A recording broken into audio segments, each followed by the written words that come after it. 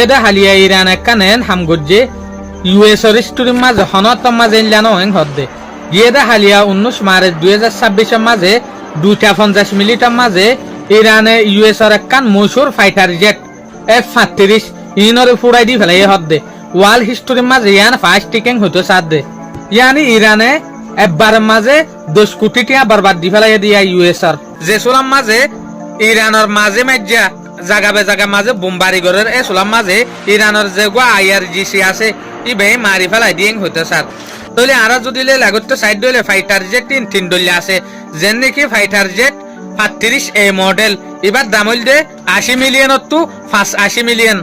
তো আর গো আছে দে fighter jet 35B এবার দাম হইল দে 100 মিলিয়ন টু 110 মিলিয়ন আর গো আছে দে ফাইটার জেট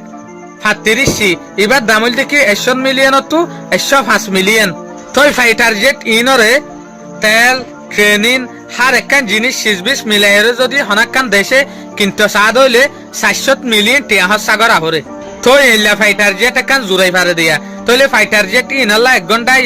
ইউএস তো 2,500 টিয়া ইয়া তো বা 35,000 টিয়া ধরা সাগর আহরে হদ্দে তোলে এলা কান মশহুর ফাইটার জেট